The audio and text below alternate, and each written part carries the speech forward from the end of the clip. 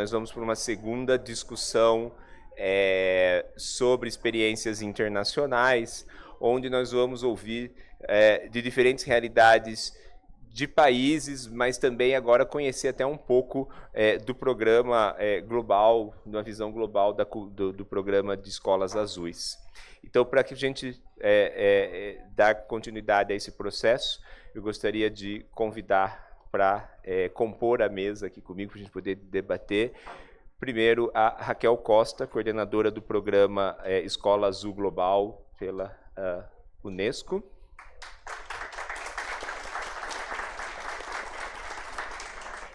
E que também é membro do grupo de experts em cultura oceânica.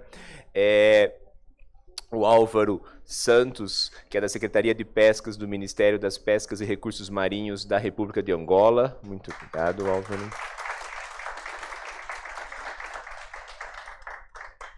A Francesca Santoro, nossa oficial sênior de programas da Unesco.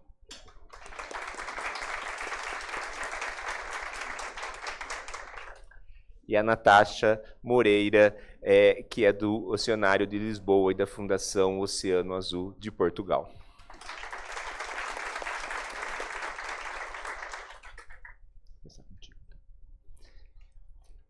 E para a gente dar início a essa rodada, então, vamos iniciar um pouco dessa visão mais global do que a gente tem falado sempre das escolas azuis, e eu convidaria a Raquel, que não só é a coordenadora, né, do programa Escola Azul Global, mas que é a criadora do conceito Escola Azul junto com a equipe dela. Essa Escola Azul existe hoje, esse conceito que chegou a essa dimensão global. É muito importante a gente reconhecer que nasceu em Portugal e que nasceu liderado, criado pela Raquel, por essa mulher. Não é à toa que está aí na coordenação global, e é um prazer tê-la aqui conosco. Então, Raquel, por favor. Muito obrigada a todos e ao Ronaldo pelo convite. Queria começar por dizer que vou falar das escolas azuis, não a nível nacional, mas a nível internacional. Como o Ronaldo disse, as escolas azuis, o programa Escola Azul começou em Portugal, depois evoluiu, foi adotado e adaptado na Europa, e o Brasil foi o primeiro país a adaptar e a recriar este conceito aqui de uma forma incrível. Eu acho que é um exemplo para todos. Podem mudar os slides, se faz favor? Obrigada. Obrigada. Desculpa. É aqui, né?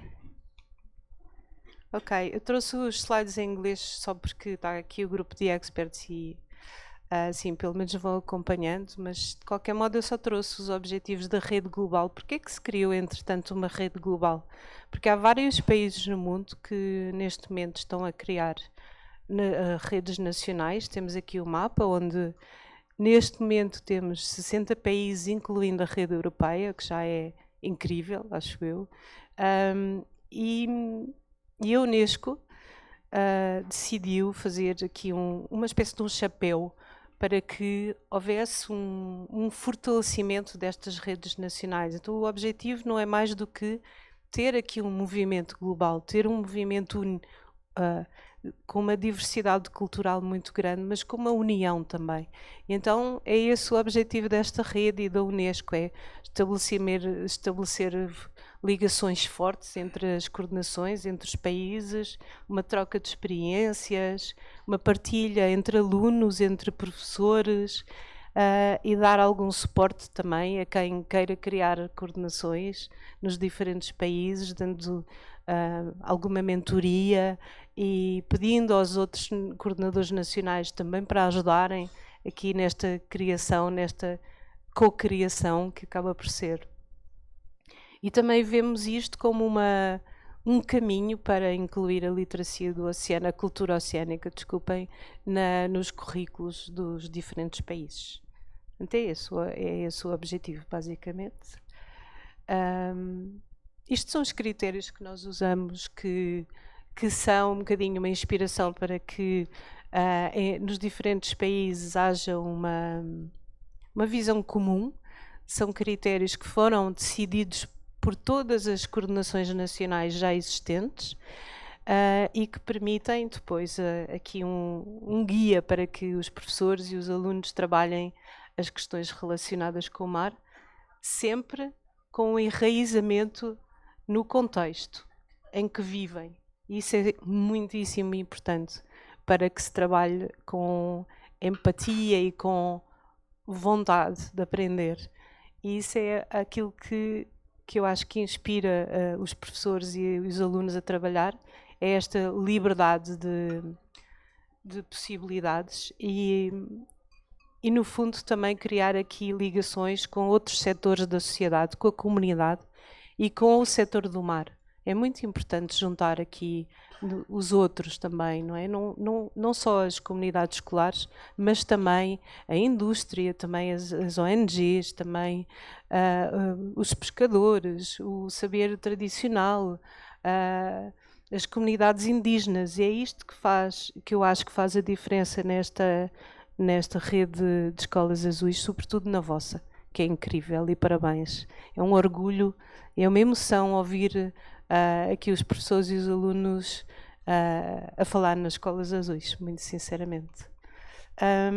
E pronto, e basicamente é esta a mensagem, é juntos construirmos uma comunidade diversa e ativa no mundo e vamos todos juntos dar voz a esta cultura oceânica e dar voz aos alunos e aos professores do mundo inteiro, que são eles que fazem a diferença e são eles que nos inspiram para ter um mundo melhor também, não é? Eu queria só terminar com uma pergunta ao Nilson e à Mariana, com quem falei ontem, e lhes perguntei diretamente o que é que a Rede Global de Escolas Azuis pode fazer por vocês. Gostava muito que respondessem assim numa frase. É possível?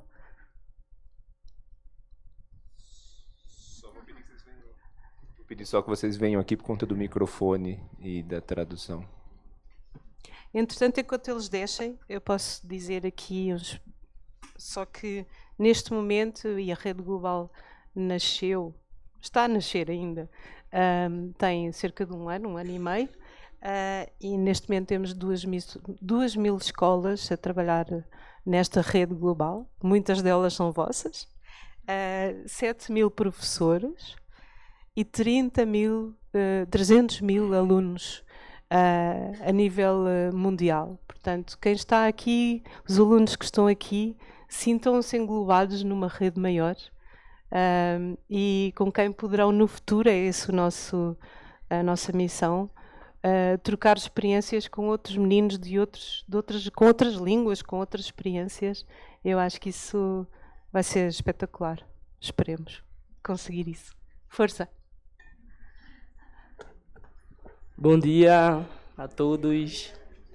A gente estava pensando, né, sobre o que a senhora perguntou, e eu acho que outra experiência que seria incrível, como foi essa troca de conexão de outras pessoas que veio de outros países para cá, e eu acharia muito interessante a gente também daqui poder sair para conhecer os lugares que eles moram, né? Outros jovens embaixadores de outros lugares também poder conhecer os ambientes de perto, de pertinho assim, sabe? Então poder levar a gente daqui com a nossa cultura, com os nossos saberes, para também dialogar com outros nos seus lugares, países aí, né, em nível internacional. Bom dia, gente. E eu acho que complementando, como no nosso clube, né, a gente trata muito de questão racial, eu acho que o continente africano seria um lugar assim perfeito, que a gente amaria conhecer a cultura oceânica de lá. Ok.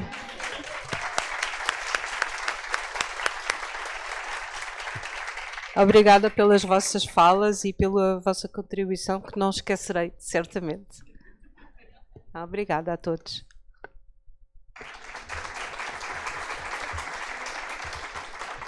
Raquel, muito obrigado por trazer essa visão global, mas também agradeço aqui, assim como eu fiz ontem com a Francesca, pela sua liderança global, né, desde a criação do conceito Escola Azul, e não pouparem, dedicar energia para que ela vá ganhando mundo afora. Acho que isso é um grande exemplo e queria deixar esse reconhecimento nesse momento. E isso posto, e acho que talvez até inspirado pela resposta dos colegas, vamos conhecer um pouquinho do que está sendo feito na África, né, ou no caso em Angola, e eu gostaria de primeiro agradecer muito, né, a presença aqui do senhor Álvaro, né, da Secretaria de Pescas, do Ministério de Pescas e Recursos Marinhos da República de Angola. Em seu nome, deixo o meu agradecimento à ministra Carmen Santos, que esteve conosco desde o início da criação das Escolas Azuis do Atlântico.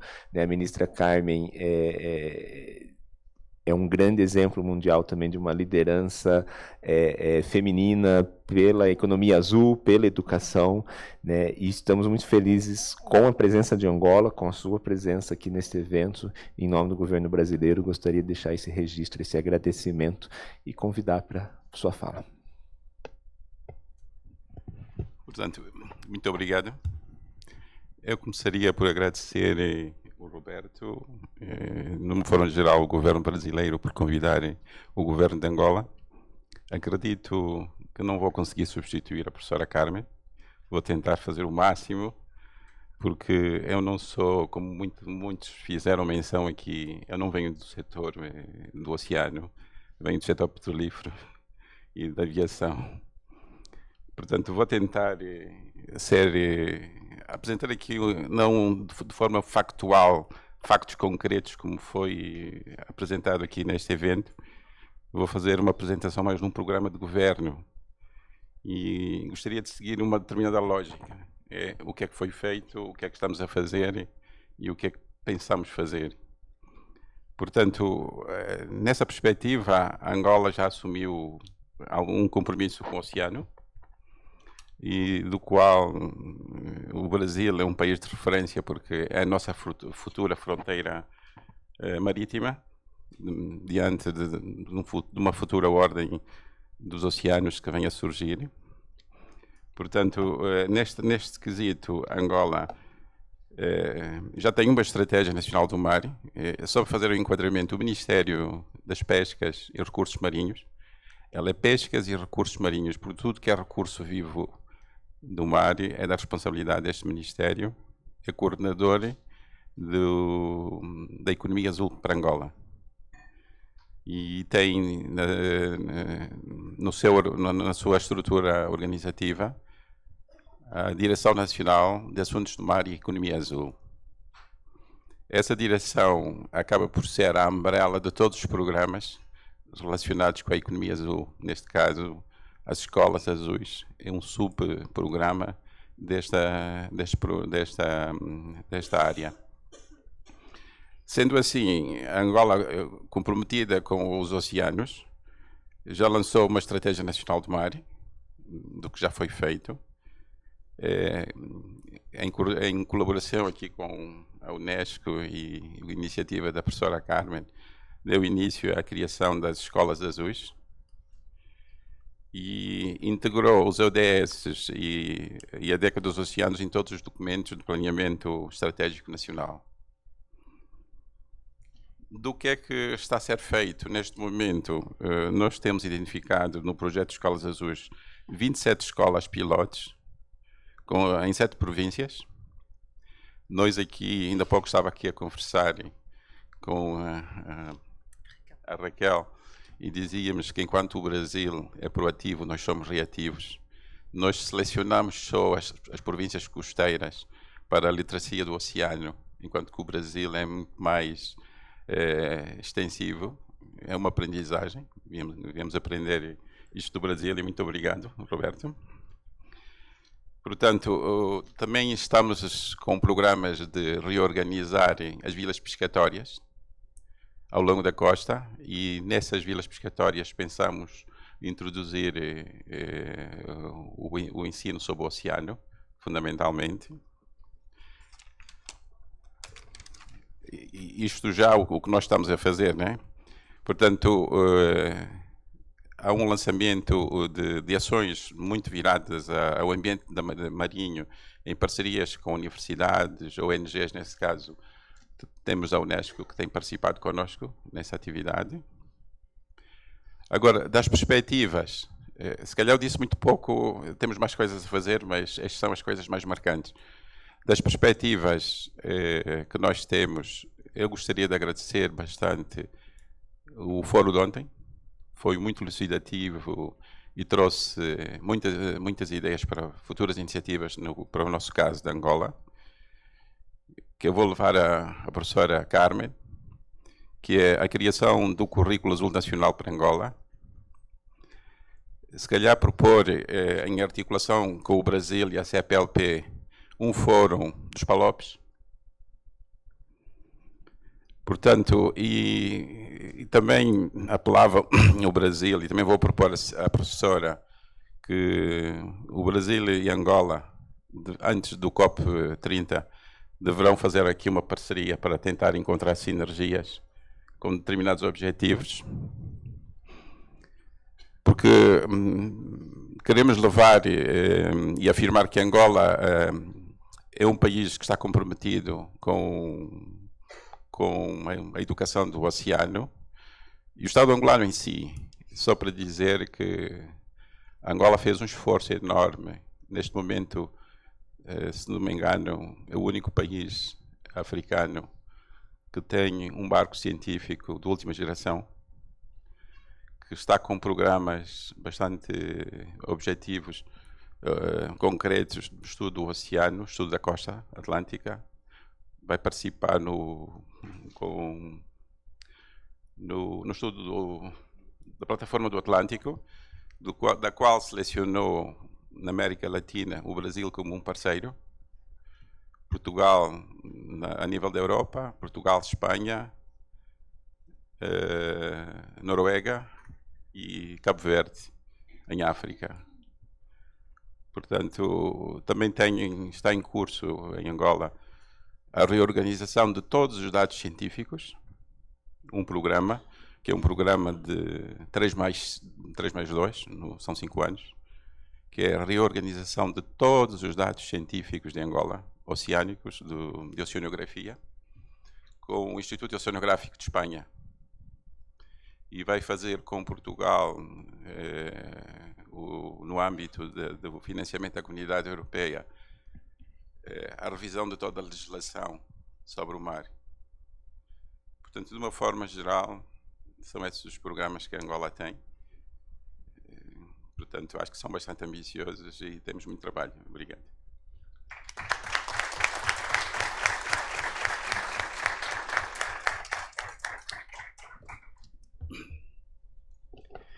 Senhor Álvaro, muito obrigado. Eu retomo o que disse do início, acho que sempre do que eu tenho tido a oportunidade de conhecer e trabalhar junto, as experiências de Angola são sempre muito inspiradoras. Acho que seja na área, quando a gente começou a construir o programa de Escolas Azuis do Atlântico, acho que em toda a parceria que existe para o Atlântico, né, entre os governos do Atlântico, a possibilidade das discussões para a economia azul, que o Brasil está iniciando agora o seu processo de pensar e construir um planejamento nacional, e que vocês já são muito mais avançados, né? Então essa ideia dessa troca para aprender também, e acho que sim, devemos, e conte, posso dizer aqui por mim, com como construirmos, ou melhor, fortalecermos essa relação entre os países de língua portuguesa, essa construção do currículo de Angola. Eu particularmente tenho até também o orgulho de dizer que a partir do próximo mês eu estou recebendo na minha equipe por 2 anos a senhora Gabriela Pires, que é da universidade, a professora Gabriela Pires, mas também do Ministério de Ciência, Tecnologia e Inovação de lá, com algumas relações, e ela vem por 2 anos trabalhar no Brasil numa iniciativa da Unesco e da FAPESP, a nossa fundação de pesquisa, e um dos objetivos é exatamente traçar um planejamento conjunto entre Angola, Brasil, para a cultura oceânica, dentro desse contexto de economia azul, que conversa muito com o que a gente ouviu também ontem das apresentações de Fortaleza. Então, temos um longo caminho. Muito obrigado.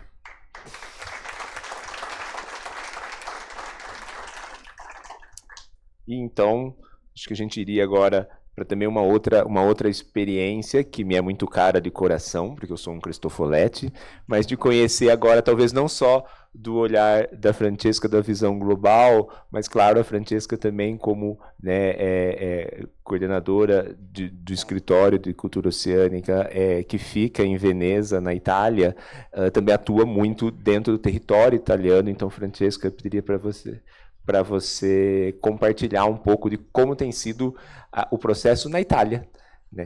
Então, muito obrigado. Muito obrigada, bom dia. That's my Portuguese is finished, sorry for that. So, as Ronaldo said, I'm gonna present you a very special initiative that is super, super dear to my heart, that we are implementing in the city of Venice. First of all, I would like to say a few words about this CBON project, which is an initiative conducted by us, the Intergovernmental Oceanographic Commission of UNESCO, together with the Prada Group. Since 2019, we have been advocating for ocean literacy, ocean awareness, and we've been doing this all around the world. Lately, with the last cycle of ocean literacy activities for the secondary school students, we have been able to reach 35,000 kids in 56 countries. The Kindergarten of the Lagoon is a part of this Big Sea Beyond initiative, and it's a very special initiative that tries to connect the idea of ocean literacy with outdoor education. We have been hearing a lot of these initiatives being developed in many countries, and our idea was really to show that, and research clearly show that doing ocean literacy and, generally speaking, educational activities outdoor helps not only the kids to learn better, but also the teacher to live much better their educational experiences. The context, of course, we are working within the framework of the UN Decade of Ocean Science for Sustainable Development, and also, as you was said also yesterday, very much linked to the Agenda 2030, and in particular, of course, to SDG 14 and SDG 4 on quality education. Why Venice? Venice is a well-known city all around the world, but is also a UNESCO World Heritage Site. But the things to be said about Venice is that the UNESCO World Heritage Site is not only Venice, but it's Venice and its lagoon, because the lagoon of Venice is it's a unique and very important transitional coastal ecosystem in the Mediterranean Sea.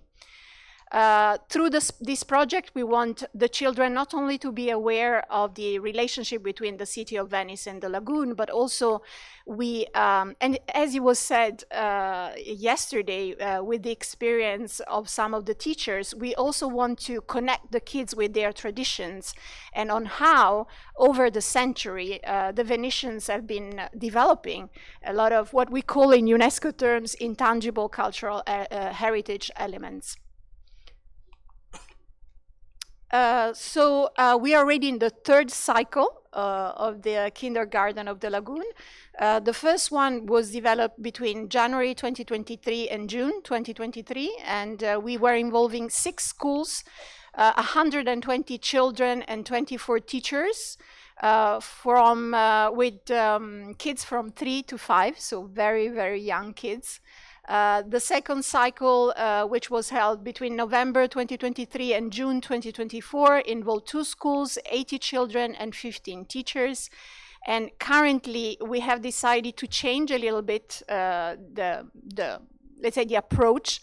So we have decided to focus on 1 school, but go more frequently outdoors. So we are taking the kids once a week in one of the islands of the Venice Lagoon, and we actually do in the island outdoor ocean literacy in action, I would say. So for this new cycle, of course, this is an evolving project. So at the very beginning, we were like testing and trying. And then with this third cycle, we decided to get support from professional psychologists and pedagogists, because it was very important for us to bridge this more scientific approach, which is more ours, with one of psychologists and pedagogists, because of course we are talking about very young kids.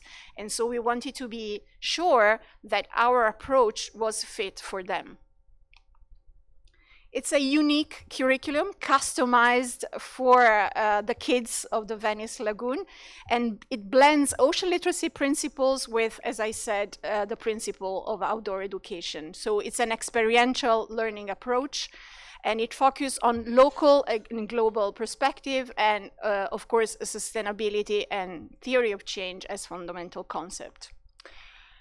So how the outdoor experiences are, this is an example of what we do when we go outside. We do exploration, we do nature observation, we do sampling of algae, of phytoplankton, zooplankton, as you can see. So the kids really are becoming little scientists together with us. We try, it's very important at this very young age to stimulate all their senses. So we try to ask them to observe, to smell, to touch, and also then to describe. And then we use, for example, microscopes, we use other simple tools like a magnifying glass. And then we also, as it was said yesterday by the Santos colleagues, we use a lot books and illustration to really help them also having this artistic aspect of what we are doing together. And we also ask them to represent what they see, to represent their own lagoon, to represent the colors that they see. So it's really a very articulated and complex curriculum where we really try to adopt what I was mentioning yesterday, this transdisciplinary approach, where we bring science, art, psychology, and pedagogists all together. We also work very much on the documentation. Is becoming a very important component, because it's for us, it's for the kids, it's for the teachers, but also it's very important if we want to try to replicate these initiatives outside of the Venice Lagoon. So this was another innovative part of this year. We have been working with specialists of documentation of this type of activities, and therefore we are collecting all the experiences, again, as I said, for the kids, for the families, but also for the teachers, and also in the perspective that the project can always evolve. Some examples here of the documentation. As I said, we also collect children's emotions. For example, we take some quotes from them on the things they say when they observe something, when they see something special, what it means to them. For example, yesterday I was hearing the students and in that very moving part of the event of yesterday talking about the fact that their parents are fishermen or fisherwomen, and that's the case, of course, for the Venice Lagoon. So we are observing, for example, how different it is for kids who have been living maybe in the mainland and kids whose parents are fishermen. Another very important part of this project is the monitoring part. We are, as I was saying, relying on pedagogists and psychologists to do this, this monitoring part. And one tool, very simple tool that we use is the drawing of the kids. So you can see here before and after they've been, experiencing in the lagoon. So before they just, it was very vague. There was a little octopus there in their pictures. And afterwards, you can see how rich it is, the drawings that they were teaching. We were also involving the students in 3 different focus groups. And I would like to quote one of them. and I'm a bit moved when I read those things. She said, this really struck me. Not only were they passing over waters, they were familiar with the canal, they knew well, but what moved me the most was that starting from this familiar, safe base, they went farther. They explored deeper. They started thinking about the marina, about the Barena, which is a very special lagoon ecosystem, about the cormorant, and so on. And what truly moved me, because they are so young, and hearing them really pushing forward in this direction, well, it touched me deeply. And this is one of the teachers. And also what they are telling us, for example, another thing that is really very important is that they remember very well what they do when they are outside. She told me one day, maybe I go, I have an afternoon shift, and I go in the afternoon, I tell them, what did you do this morning? And they are like, no, I don't remember. And then I ask them, what did you do 2 weeks ago outside? And they remember everything. Some results, key results and next step. We also produce a documentary of the project. So if you are interested, I can share the link. Through the continued documentation and research, we have developed a toolkit that is being finalized, that integrates the knowledge gained over the 3 years, making the experience replicable in other educational settings. And we are organizing the first training session for the teachers this Friday. They are, because I'm not going to be there, but it's going to be on the 11th of April. Next steps, in September 2025, we will host a launch event for the toolkit, so you're all invited to come to Venice to share also your experiences of what you are doing. And over the coming months, we will share the collected and analyzed data through international publications, combining the global discourse on environmental education and ocean literacy. The training is going to be organized in the recently launched Ocean Literacy Center in Venice, and it's going to be organized always in this way, with a theoretical part, with a hands-on part, and using our center. Thank you very much, and I don't know if there is time to show a little video so that you can see both what we are doing outdoor and also the center as well.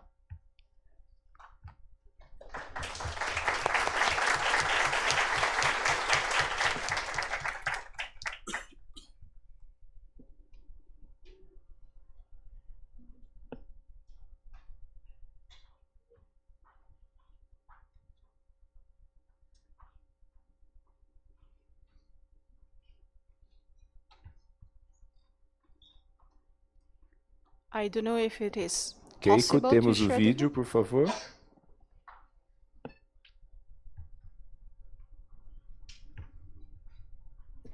Tá, estamos com um probleminha técnico, então vamos para a próxima, enquanto a gente resolve, a gente passa ao final. Tá bom. Tá bem? Desculpe, Francesca. Muito obrigado, Francesca, e acho que é muito legal. Bom, já tive a oportunidade de conhecer um pouco mais até ali no território e essa experiência do Lagoon Kindergarten, mas também as ações todas se construindo, o centro lançado também agora, acho que é importante destacar, mostra esse exemplo de como aterrissar no território essa experiência toda da liderança global que você tem, identificando a realidade ali italiana. Então, muito obrigado por tudo. E aí, eu convidaria também neste momento agora, e agradecendo muito a presença da Natasha Moreira, né, que vai falar sobre o Educar para uma Geração Azul. A Natasha é do Oceanário de Lisboa e da Fundação Oceano Azul de Portugal, e ela vem nos trazer essa experiência portuguesa na construção do currículo azul. Muito obrigado, Natasha. Contigo, por favor. Obrigada, Ronaldo. É uma verdadeira honra estar aqui. E sei que vou sair daqui muito inspirada pelas diferentes experiências que foram partilhadas ao longo destes dias. E, na verdade, ao ouvir-vos, tenho-me apercebido e tenho comentado muito com a Raquel que existem muitos pontos comuns naquilo que diferentes países têm feito. Eu acho que no futuro também poderíamos explorar isso e tentar que outros países se inspirem também nestes nossos exemplos. O que vos venho, portanto, Portugal é um país pequeno, mas só se olharmos para a terra, porque na verdade Portugal é 40 vezes mais mar do que terra. Somos uma nação marítima, faz parte da nossa identidade. E por vezes esquecemos-nos disso. Então tentamos agora relembrar o quanto o oceano é importante para nós. E eu venho-vos apresentar um caso de um setor privado, de algumas organizações do setor privado, a Fundação Oceano Azul e o Oceanário de Lisboa, que tentaram criar uma parceria, e têm conseguido, vou-vos explicar melhor como, com o Ministério da Educação, para que os nossos alunos, nossos estudantes, possam voltar a aproximar-se do oceano, como em tempos fomos. Este programa, Educar para uma Geração Azul, é focado no primeiro ciclo, portanto no ensino primário do 1º ao 4º ano. É um programa piloto que começou apenas em alguns municípios em 2018 e tem crescido. Eu pedia se pudéssemos passar primeiro o vídeo, porque eu acho que já resume bastante bem, demonstra o que tem sido feito, e depois eu conto as novidades mais recentes. Devemos tratar do mar. Não podemos deitar lixo para o mar? Ajudar ao oceano é o nosso papel. Sem o oceano não haveria vida na Terra e é fundamental que todos compreendam a importância que este sistema tem para o equilíbrio do planeta. E esta consciência deve começar desde cedo, integrada na educação das crianças, que serão os líderes do futuro. A Fundação Oceano Azul e o Oceanário de Lisboa, em colaboração com a Direção-Geral da Educação, desenharam um programa educativo que integra o oceano no currículo do primeiro ciclo e que tem os professores no centro desta transformação. Quando a Fundação Oceano Azul apresentou o programa Educar para a Geração Azul ao Ministério da Educação, foi um passo muito importante, porque percebemos também a preocupação de que tínhamos que inserir no currículo a literacia do oceano. Uma iniciativa da sociedade civil que se converte numa política pública de criar este currículo, que é um currículo do saber, mas também é um currículo para a ação. Desde que fiz a formação, sinto que os meus alunos ficaram mais alerta para os problemas existentes. Dar a conhecer aquilo que existe é meio caminho andado para podermos proteger e salvar aquilo que nós temos. É uma espécie de força motriz. Primeiro temos que ser nós os exemplos como professores, para depois levarmos para dentro das salas de aula de uma forma correta e formar a tal geração azul. Todas as componentes curriculares eram ligadas ao oceano. Essa foi a grande mudança que aconteceu. Fizemos limpezas de praia, viemos ao oceanário, os alunos investigavam determinadas espécies. Foi muito gratificante perceber que esta disciplina estava a ter impacto não só nos alunos, mas sim nas famílias também. O oceano é a casa que todos merecemos ter. Temos um grande desafio comum: proteger esta grande casa. Tendo atenção que nós vivemos no arquipélago dos Açores, é o mar que nos une todas estas 9 ilhas. Os alunos em Santa Maria já têm a percepção de que todas estas atividades que eles estão a desenvolver têm um impacto no meio ambiente. É mais fácil nós mudarmos as mentalidades dos nossos alunos desde pequeninos.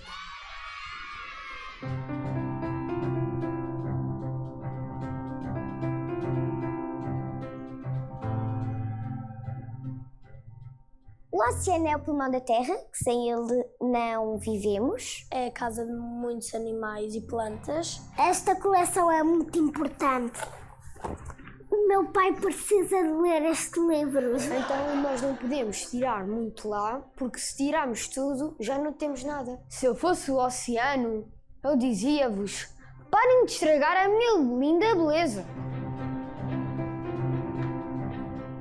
Se o oceano fica poluído, não podemos ter água potável para beber e também não podemos ter peixe para comer. Mas só que nós também comemos o que ele tem na barriga, que é o lixo.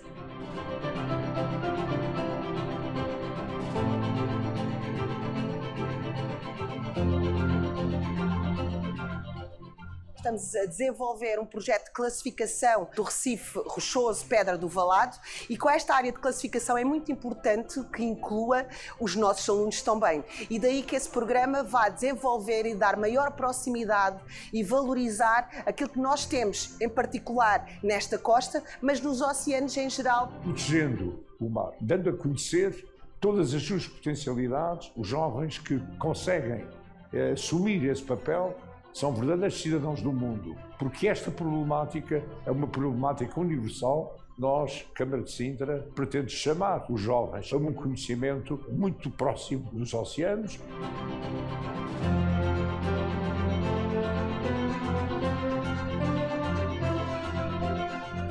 Após estes 5 anos e a avaliação de impacto, nós podemos dizer que temos aqui um modelo que pode ser replicado.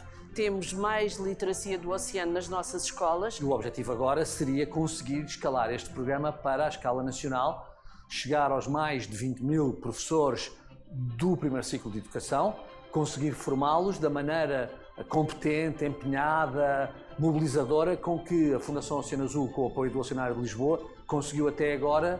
Nós achamos que esta é a maneira de conseguirmos transformar uma geração de cidadãos mais azuis, mais conscientes da importância do oceano para as suas vidas, para a vida do país, para a vida do planeta, o que obviamente iria também ser um fator de qualificação de toda a cidadania portuguesa.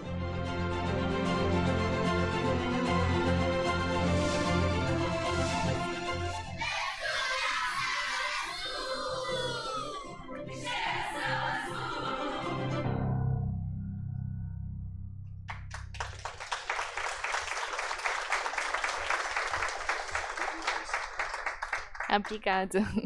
Obrigada. É um orgulho, muito, fico emocionada sempre que vejo o vídeo, porque, como devem calcular, isto não aconteceu tudo ao mesmo tempo. Foi um processo. Começámos, desde o início, apostámos logo na formação de professores. E, na verdade, aquilo que eu comecei por dizer... Estava a ver se conseguia passar o slide, mas acho que não consigo. O que eu comecei por dizer é que, na verdade, encontro aqui alguns pontos comuns, e mesmo com o Policy Brief que a Francesca nos apresentou ontem. Então, o que tentámos fazer foi desenhar um programa que incluísse aquilo que já existe no currículo nacional, para não acrescentar trabalho extra aos professores. E depois decidimos apostar na formação dos professores, porque sabemos que existem barreiras que os impedem de abordar os temas do oceano mais no dia-a-dia das aulas.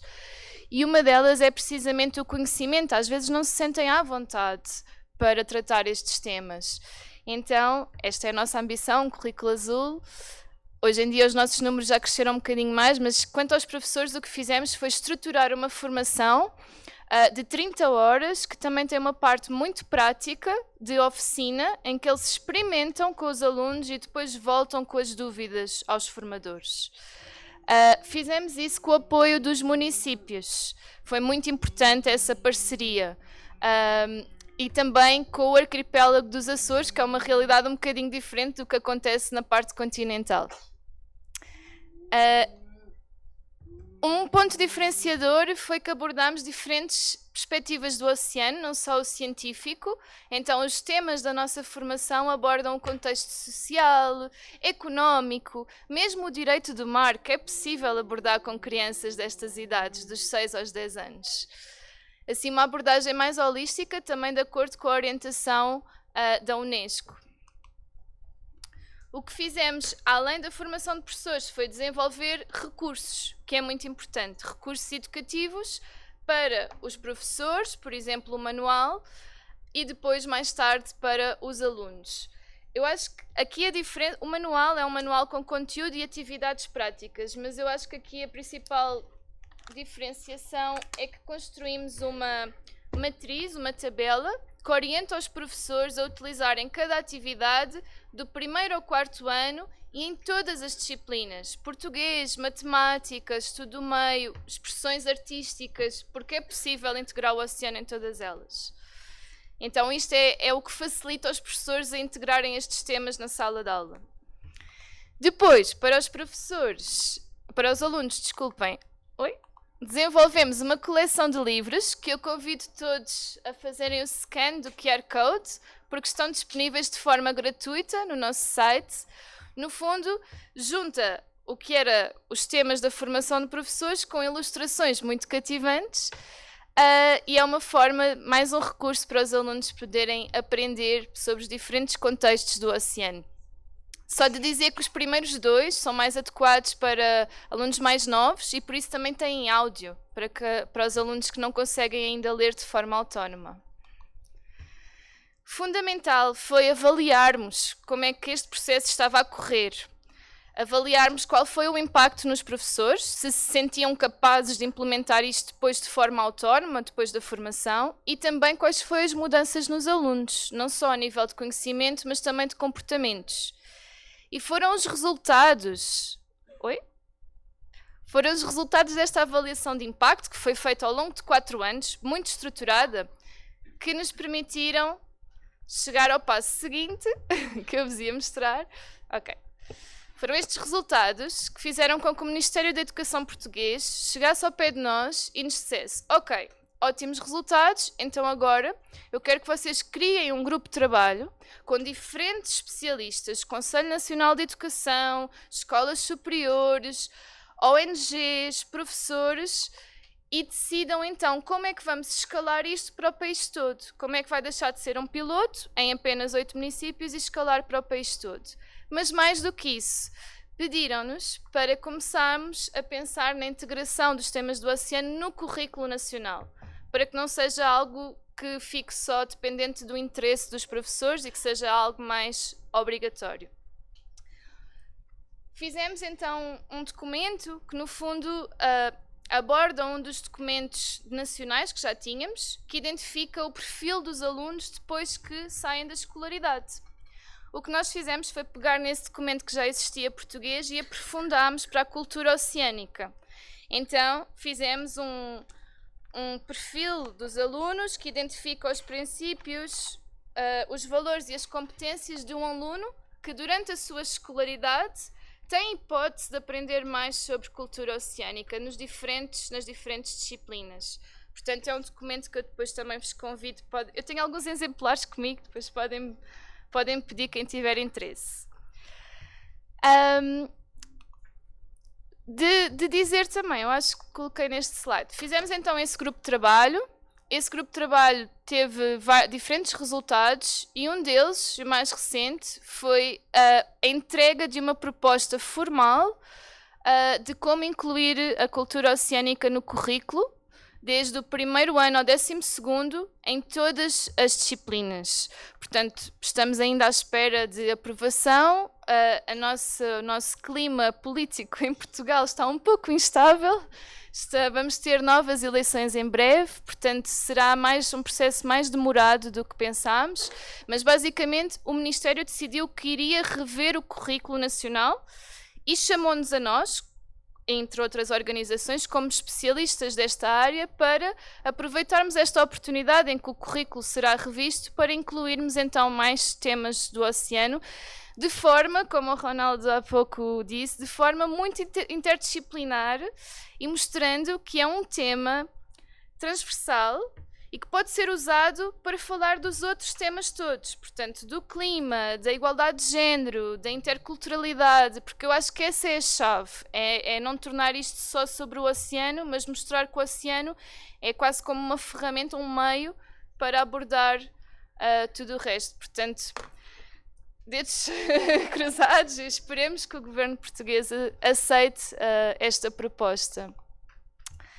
E, no fundo, fazemos também, muito focado nos professores, mas por vezes fazemos também ações, dinamizamos, incentivamos ações dos alunos na comunidade, muitas vezes através de ONGs, que capacitamos para que possam então trazer os alunos, tirá-los da sala de aula e levá-los em contacto mais próximo com o oceano, desde ações de limpeza de praia. Organizámos uma iniciativa muito gira na 2ª Conferência Nacional dos Oceanos, que foi em Lisboa, em que pusemos alguns alunos em contacto direto com o Ministro da Educação, com o Ministro do Mar, e a dizer-lhes o que é que eles queriam que acontecesse, o que é que eles queriam que fosse decidido nesta conferência para o oceano. Mais logo à tarde vou-vos falar de uma iniciativa parecida em relação à próxima conferência, à terceira Conferência Mundial dos Oceanos, que será em Nice, em junho, mas que desta vez é uma iniciativa internacional e que conta com muitos parceiros, portanto eu gostava que todos vocês pudessem participar, mas fica para mais logo eu poder apresentar-vos este desafio. E é isso, espero que tenham gostado. Se tiverem questões, depois podemos falar. Obrigada.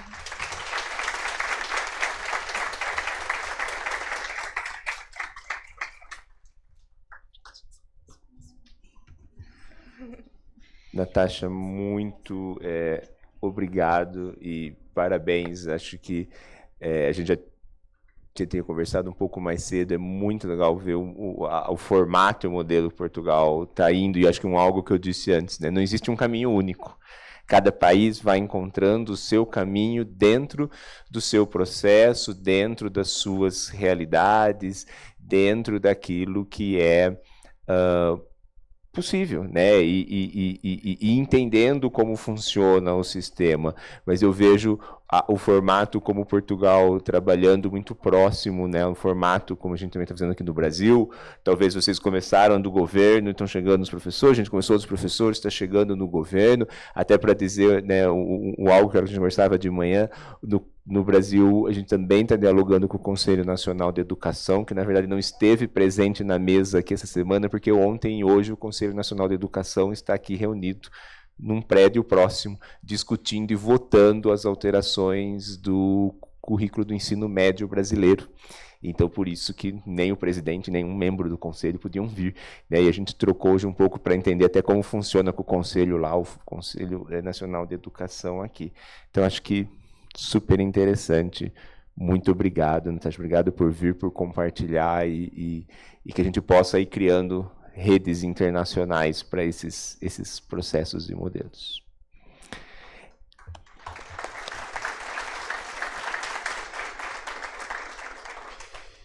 E aí eu pediria agora, então, só para a gente retomar com o vídeo da Francesca, por favor, para a gente poder... Of the ocean.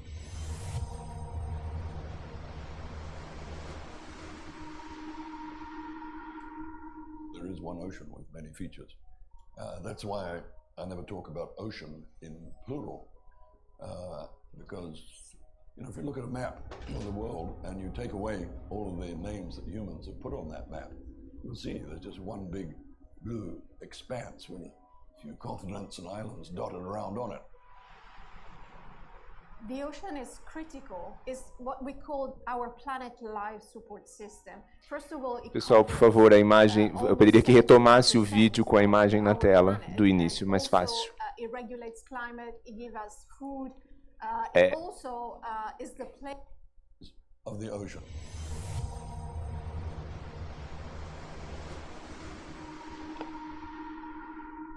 There is one ocean with many features.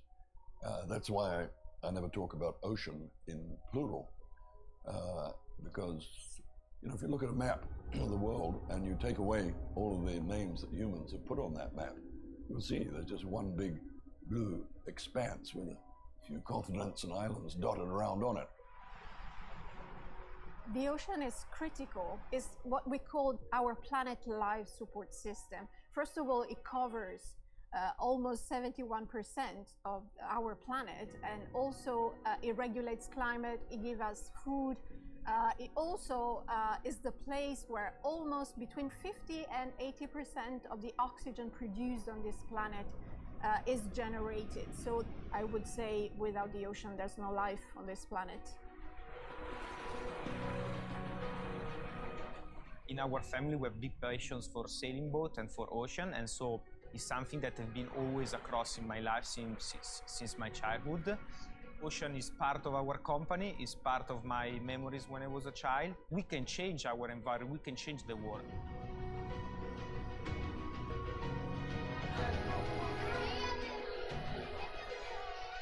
Drastic insufficiency of knowledge that we currently have about the properties of the ocean. It's one of the reasons why we have the UN Decade of Ocean Science, which is running from 2021 through to 2030.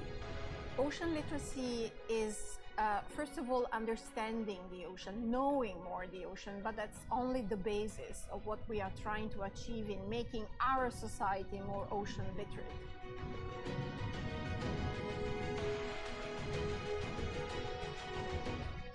Essence of ocean literacy.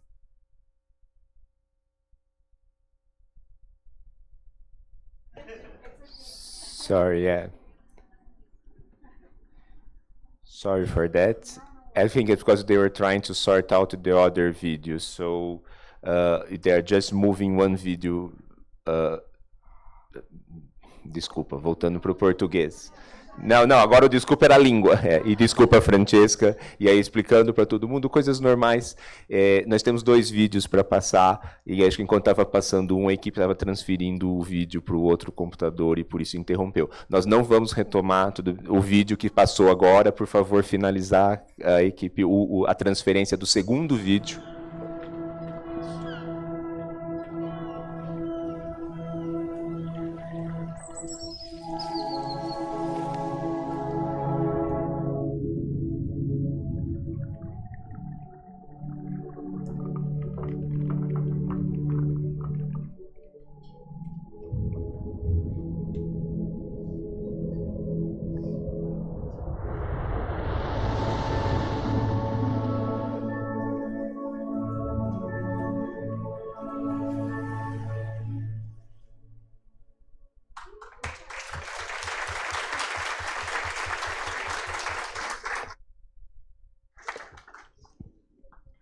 Thanks a lot. Actually, this second one was more important because I think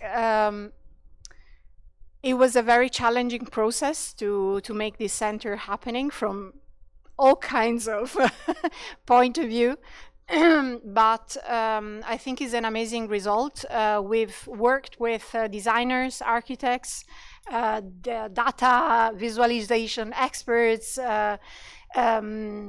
artists, and what we are seeing there, it's I hope the house, the home of all ocean literacy experts, kids, parents, families. And one of the journalists who interviewed me after the launch last week of the center asked me, what would you say if you had to say what is your dream for this center? And I said, my dream is that we're going to build a network of centers like this one all around the world. So whenever you hear an opportunity, UNESCO and me personally, we are more than happy to share our experience and to help building up some other ocean literacy center like this one around the world. The center is made of 3 rooms, as you could see. We start by the first one, which is about the global ocean. It takes the Spillhouse projection, if you are aware and familiar with that, which shows that there is only one ocean. It has real water coming from the lagoon, and there is a projection from above of ocean data, temperature, salinity, currents. The second one is on the Venice Lagoon. It's the same concept. It's a table with real water coming from the Venice Lagoon and a projection of ocean data, lagoon data from above, and you could see microscopes. And the third one is actually the action room. We have some videos with experiences on ocean literacy from all around the world, the Library of the Sea with a lot of illustrative books. And lastly, a game is a sort of board game on the floor where kids, but also citizens, will be able to play ocean literacy. So they will develop their own ocean literacy project. So it's, for me, is a dream coming true, and I really hope that this dream can happen in other places. Thank you.